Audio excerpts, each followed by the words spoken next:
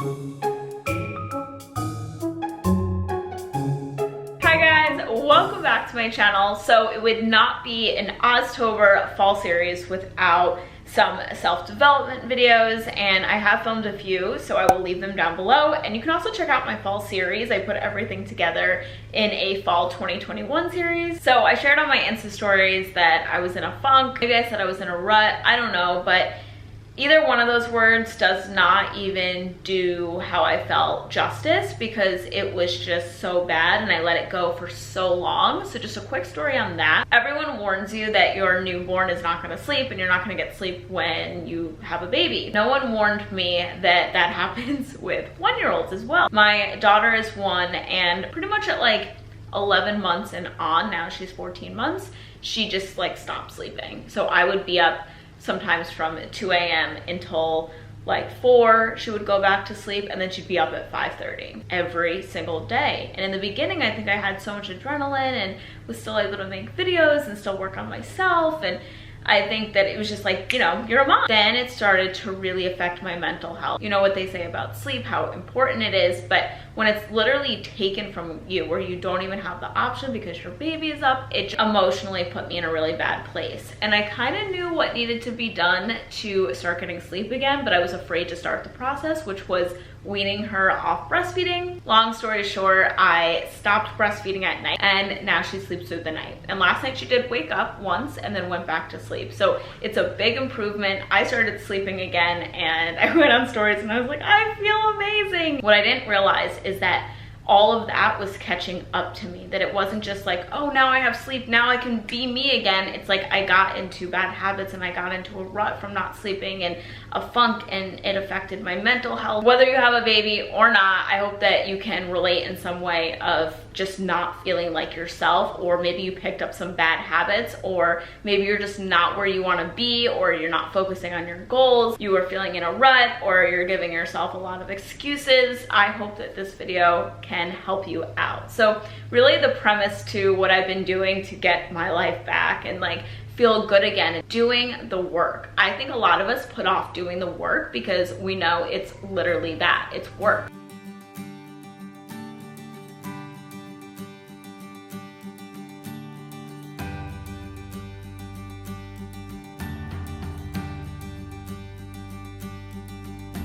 I watch you bow your head each day. It's the little things that make you feel this way. Don't let their words fill you up with doubt. Lift your head and watch your dreams branch out.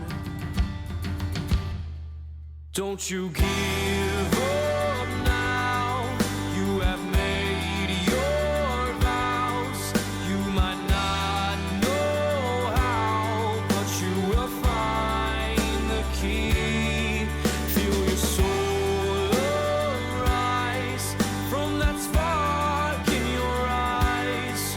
Watch it come alive. This is your destiny.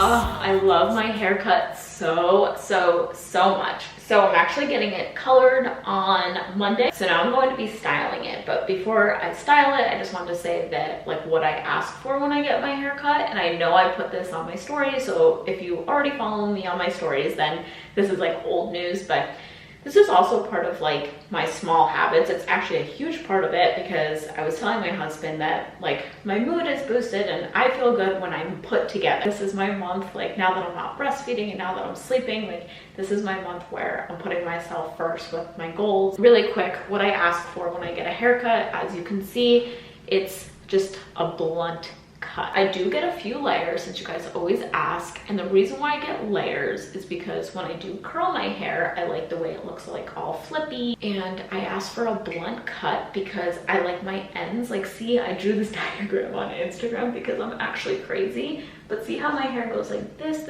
and then gets thicker at the ends?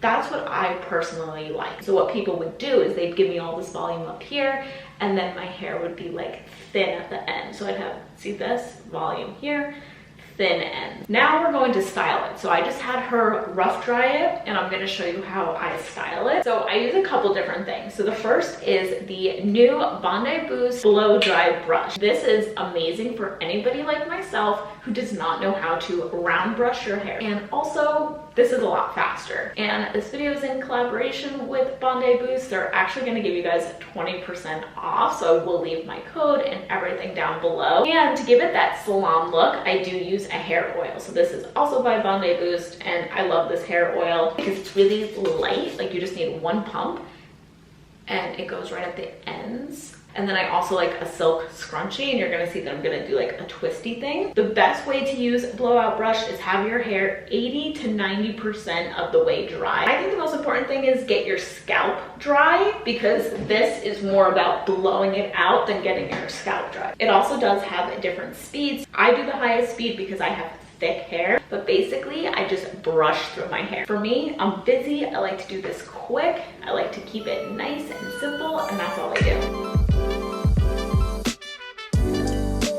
The top is the only part I do different, and not even all the time. Sometimes I'll do it the same way as I did the bottom. So to get more volume, I go under and down.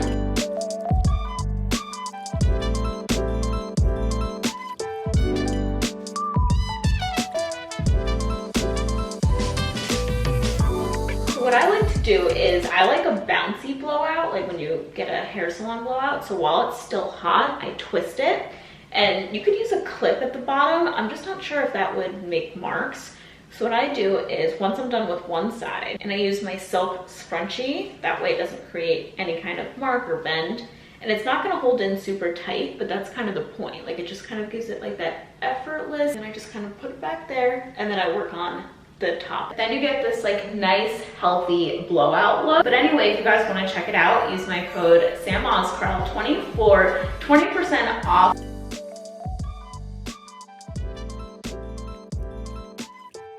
Honestly, guys, fall is a great time to do this because I talked about this in my other video, is that this is the last quarter. You have 3 months to get your life together before the new year. And think about it, 3 months is a great time to see change, see results, to implement a new habit. That's actually giving yourself a significant amount of time. It's realistic if you think about it. This is a fall challenge that I'm doing. Like, all of that you saw, like, this is a fall challenge that I'm doing and that I care about and that I'm putting in the work. If something is important to you and you really think about why you want something, and if you go straight to the feeling and just go more about how it makes you feel, then you're going to stick with it. Like, that's how I feel when I do my makeup, I feel good, or I do my hair and I feel good. I go work out, I spend quality time with my daughter without my phone. Like, these are things that make me feel good. So some things that I put as a challenge for myself, put it in notes on my phone, and I'm calling it the fall challenge. This one already gets a check because I've been doing it for 4 weeks now,